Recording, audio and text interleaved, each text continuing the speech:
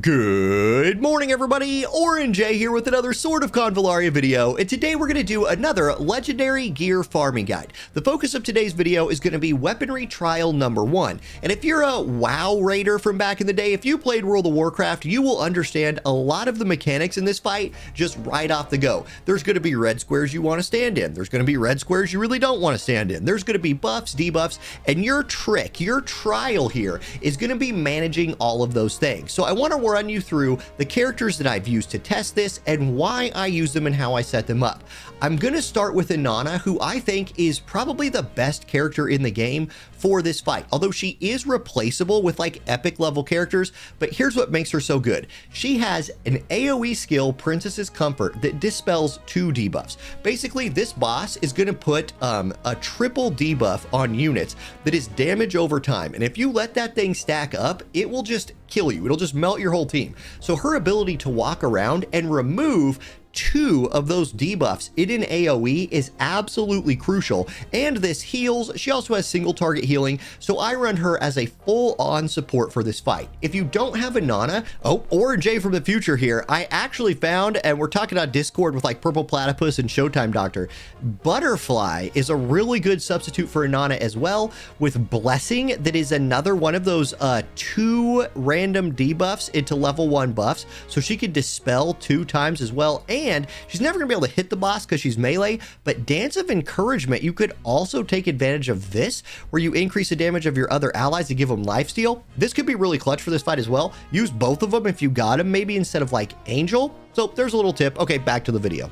You could look to replace her with somebody like Angel, who has access to a single target heal that dispels a debuff and an AoE heal that dispels a debuff, but it only dispels 1. The flip here is that this is cast at range, which is really nice, but losing the additional dispel, I don't love that. So you need a character like an Angel or Inanna to sustain your team and remove debuffs, and heck, if you don't have Inanna, you might just want to run 2 healers. Another thing about this fight that makes it very hard is the boss. Don't melee the boss. Never walk up to this boss and melee him. So units like Rawia, don't use her. I don't use Gloria in this fight at all because she has to, like, she's melee range, and this dude will counterattack your melee units into oblivion, so you need to be hitting him from range. Units like Barrel are going to be super great for damage dealers here. Units like Nungal, like your Art of Feycal, these kind of ranger units, you're going to need them for damage. And then the biggest trick in this fight to me is managing buffs on your allies and debuffs on the boss,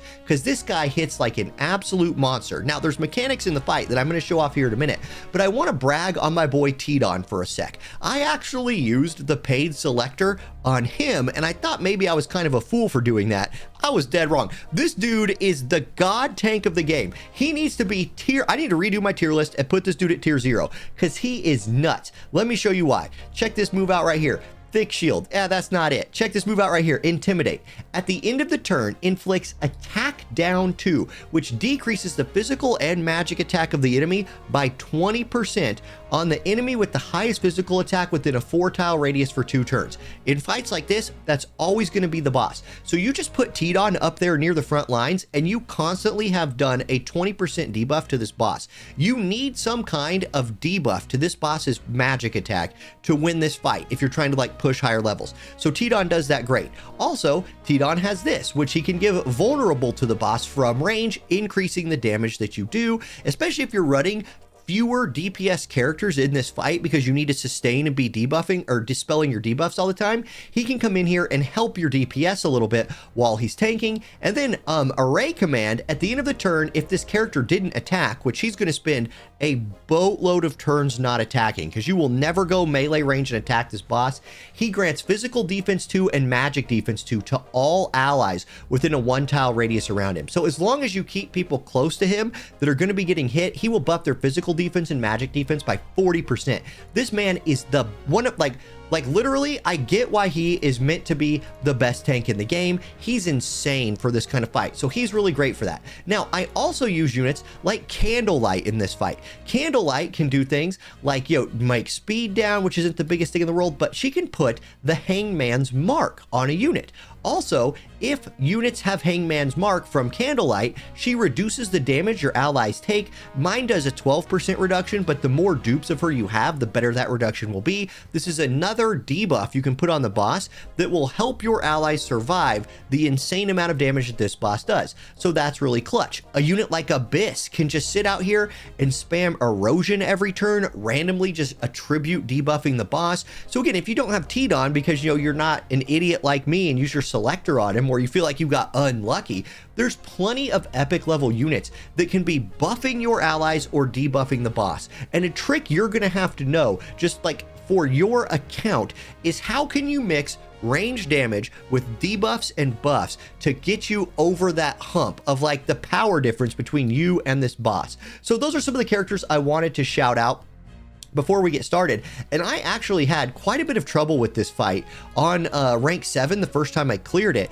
because most of my power in my account is melee DPS characters, and I can't use them in this fight really. Now, I'm going to show you my strategies on fight 8. Notice that fight 8 is not a fight I can clear yet. I'm guessing that once I hit level 40, this will become a fight I can clear, but for now, it's not. So watch what I do, watch how my turn order goes right here, and then take your account and do something like this. Or if you have the same characters as me, you can try and mix and match this. I'm using Beryl and Nungal as DPS characters. Again, Nungal and Beryl, super replaceable, 2 range DPS. These are just 2 of the better ones I have that I used on my last run. I got Candlelight in here for that debuff I showed you. I have Inanna in here for, dispels, and I have Tidon in here taking care of debuffing the enemy and buffing my squad. So that's what we're gonna do. Now, this boss has a couple interesting mechanics. One, his trait is when you melee attack him, he takes 50% less damage. He's immune to stigmata tiles, so he can't like debuff himself, and he has advanced immunity, which is what all these bosses have, which means you can't like knock him around, and using dot teams isn't quite as good on them. His reaction ability is when he receives a melee attack from the front, he deals 80% magical AoE damage to all enemies in a horizontal 3-row tile in front of the target. So everything directly in front of him, if you melee him, gets blasted by his reaction ability right here. And he puts 2 of his stigmata stacks, which is a 5% of your HP drain every turn, on you and knocks you back. So that's crazy. Now, the things you have to look at this guy: dust to dust, a single target attack, 40% magic damage 3 times. This, surprisingly, out of all the weird mechanics in this fight, this is the attack that you have to worry about the most. And I actually suggest running someone to specifically tank this, because he will always do this move to the unit that is closest to him. So Mytha is a great option here. She can provide some extra healing to your team, and she can be the one who's sitting up here somewhere tanking that ability after he does his square AoE, and I'll show you that in action here in a minute. Just know that. Now, here is Calamitous Erosion Extra 2. This will kill your team, and so you just get out of this. I'll show you in a minute. Just never take damage from this. You can dodge it because he has to charge it for a turn. Here, Abyssal Gaze Extra 2, he targets a unit and then does a square-shaped AoE around him.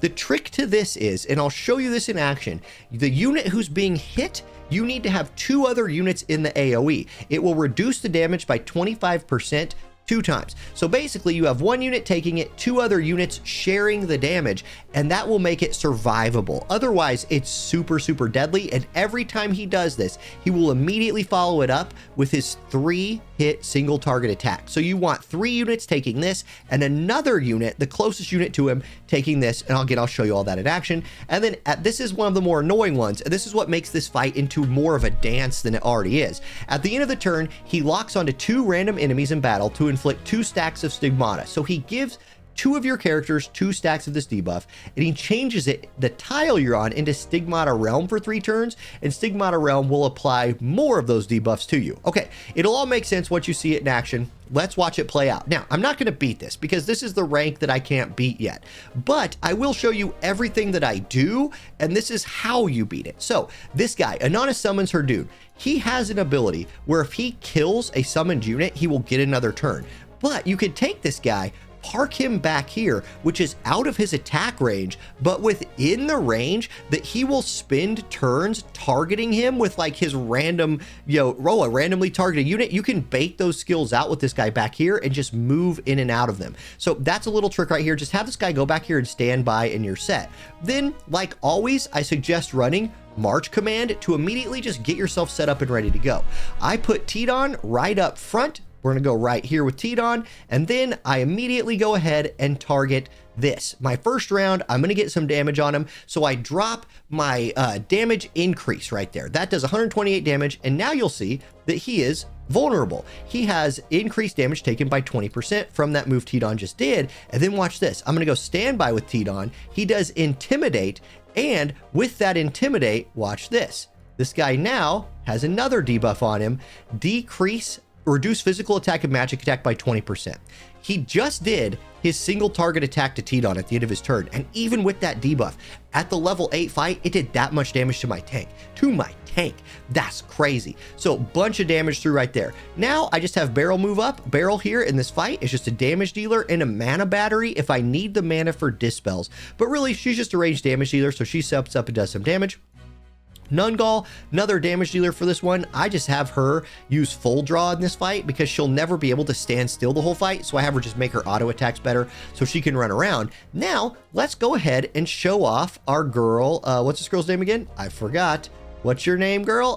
Candlelight. I wanted to call her Scorch. It's Candlelight. So I'm going to have Candlelight actually do her Hangman's Mark right here ability. This is a really good one because what it does, and let's move her right here and do it. This not only puts the Hangman's Mark, which will decrease the damage that this guy does to my team, it also increases the damage that Nungal does. So a nice little counterplay or a little interaction between those two. And then here's why Inanna is so good. So this is how round one goes. Inanna will walk up, or your angel or whoever you have, you immediately need to start healing and debuffing those stacks that the boss has put on you. That's how round one looks. Now, you see these two, I'm gonna move this dude out of the way. You see these two electrocuted tiles right here? Don't stand on those. Try to never ever stand on those. Sometimes you might have to. You might have to sometimes, but try to never end a turn on those. So my dude right here could just chill because he's chilling in the back line, baiting out attacks. Tidon, I'm gonna have Tidon just walk up to here and stand by. Actually, I'm just gonna have Tidon stand right there and stand by. He's gonna do nothing. You don't want Tidon actually attacking. He will give a buff to all the characters around him. Cool, that's all he's gonna do. Now, Beryl, guess what Beryl's gonna do? More damage, that's what she's here for. So Beryl's gonna drop her DPS, boom, boom, boom, nice little chunk of damage right there, and she's gonna chill. Next up is Nungal, guess what Nungal's gonna do? Shoot the boss, boom, damage. Okay, you're like, wait, this fight's pretty easy. Oh, just you wait, the tricks are coming. Now, Candlelight right here, I'm actually gonna have her move to here, I think. Maybe, yeah, here, and have her DPS the boss. One thing I want to say before I do this, do you see these little pillars right here? There might be instances in this game where you have to move far away from the boss to avoid an attack. It is worth using your basic attack in those instances on these pillars to kill them, because you can kill all of these things, which will give you more places to move around the fight, dodging the boss's attacks. To get 3 stars, you just have to beat this in 15 turns, which is very, very doable. So feel free to spend a few turns killing some of this, these weird pillars to give yourself some extra room if you need to. So I don't need to here. I could keep chunking away at the boss, so I'm going to go ahead and do that, store up a little more energy. 203 damage, baby. Let's go. Okay, Inanna. Now, Inanna right here, I could move her up and have her try and hit the boss. I really prefer just either having her regenerate energy or top off my tank. Right here, what I'm gonna do, I'm just gonna have her regenerate energy. She'll use her auto heal to heal the tank. And now here we go. He just did his corrosion attack. So he put 2 more, and I'm gonna move this guy back here because I think he has to be in this row to bait out the squares. Anyway, he put 2 more of his electricity squares down on Beryl and Nungal. So they immediately get 2 of his debuff stacks. That's a little bit of a problem, but we're gonna move them out of it so they don't get 3 more, which is crazy. Now, Tidon, we're just gonna move him up here and he's gonna do nothing. So he's chilling, but we gotta move out of this big red rectangle. This big red rectangle will kill you. Period. It just kills you. So Beryl's gonna move right here. A nice thing about Beryl standing right here is from here, she can actually shoot the boss still. She does have, and I want to check on this, she has 2 stacks of the debuff. So I have 2 thought processes here. I can either move her, get off of that. I can move her over here to keep damaging the boss, or I can move her over here and bring Nungal over here and have Inanna remove their debuffs. So that would be the safer play, but if I was really trying to clear this level 8 one, I think I would have to keep my damage going. So I could just move her here, have her do her attack, and you'll see she'll take 268 damage. Not bad. She doesn't have a ton of stacks yet. Now, Nungal, we still have attack and then move on from the from the boss, you know, the tactical move we did. So she can actually shoot him right here. Bang, and she's 2 squares away from a safe area. So, oh, whoops, I guess it ran out. So that's a nice thing. If you ever think you're messing around like that, what I'm actually going to have her do is just move here out of the red rectangle. Get out of big scary red rectangle. Candlelight, you too. I'm gonna have you just move over here. Get out of there. She's gonna do nothing this turn except move and stand by. And then Inanna's gonna move over here. And once again, we've got people with debuffs on them. I'm gonna have her just go ahead and start removing some debuffs. In this case, does Tidon have any? You need to manage your energy. Tidon doesn't have any. Nungal has what, 2? Okay, so what I'm gonna do is conserve a little energy on Inanna. I'm gonna have her move here and just debuff 1 of the stacks on Nungal. Boom, there we go. She'll pop her little heal. And now here comes the big AoE attack. This one-shots your units, but it misses everybody. Great. Now watch what he does next. Aiming marker. He targeted Beryl. So Beryl now has this red square around her. So this is the one where you want to have 3 people within this red square to mitigate the damage as much as possible. But you have to pay attention to turn order right here. It's a little bit problematic, and sometimes this can happen. So you see the boss goes next. This guy goes first, boss goes next. It's very important to have somebody on your team that is faster than the boss, so you can use your get out of jail free card, which is this right here, maneuvering command. I'm gonna maneuvering command on Tidon to right here. Now, this is a little bit of a gamble. Maybe I can maneuvering command, we're moving Beryl over here. So, okay, I'll maneuvering command Beryl to here. Doesn't make any difference. The trick is I need Tidon. Okay, this is the harder boss. I'm just gonna move Tidon here, putting 3 people in that AoE.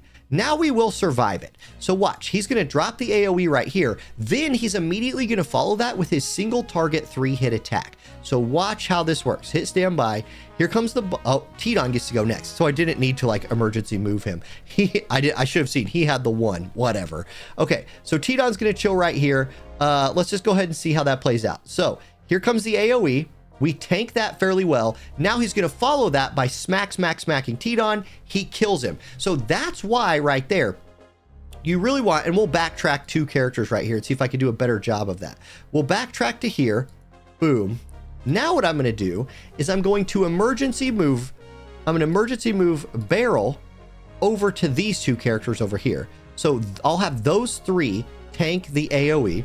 We'll go standby there. Tidon's next. I want him tanking the follow-up attack, but not eating the big AoE attack first. So I'll have him move there. I'll hit standby. I'm telling you, the difference between even the level 7 and the level 8, you just can't make mistakes. So everybody lives through the big AoE. Then he hits my tank with the follow-up attack, and we did it. We survived it.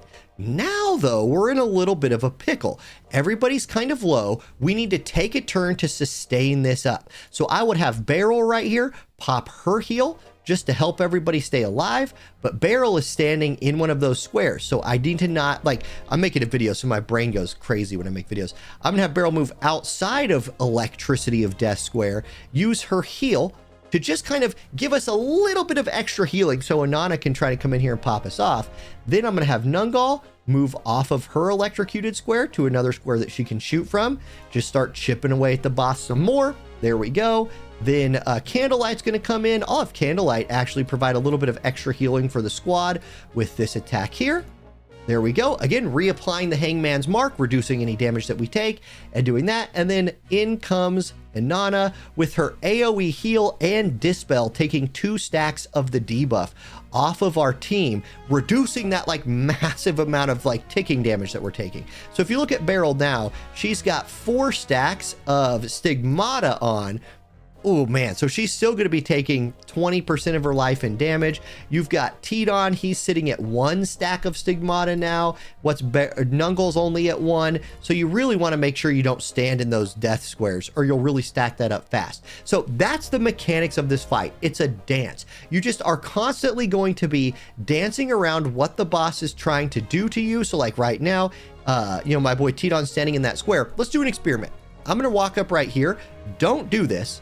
I'm going to have Tidon use his ranged attack from point blank. And let's see if this triggers the boss's AoE counterattack so you can see it. It does not. So you can use ranged attacks from point blank. That's a good tip to know. I actually didn't know that yet. Now, Beryl is not standing in electrocuted square, so she could go ahead and just start chipping away with some more damage. Bang, bang, bang. Nice. We got a crit in there, and you saw her take her damage hit. Nungal, not in a square, so she could just shoot and stand still. Boom. And these squares go away after 3 turns. Then we've got Candlelight. Now, Candlelight can provide a little extra healing for your squad, so I'll have her go ahead and do that. Light of Judgment, so she'll smack the boss and heal up Beryl a little bit. Very good. And then, because we managed the energy levels on our Inanna well, we have another round of AoE healing and dispelling coming out. Just so clutch right there. So clutch. Now, the boss just did his thing, and we got to see how the Guard of the Princess functions in this fight. He baited one of those squares to back there. Perfect. I don't care if this man's debuffed. He can stand there and then just move and take his little tick of damage. And then, like I said, you just rinse and repeat for the whole time. I'm not gonna, I might be able to beat this. Honestly, like, this feels beatable at rank 8, but I'm not going to make you watch a 30-minute video of me just dancing around electrocuted squares the whole time.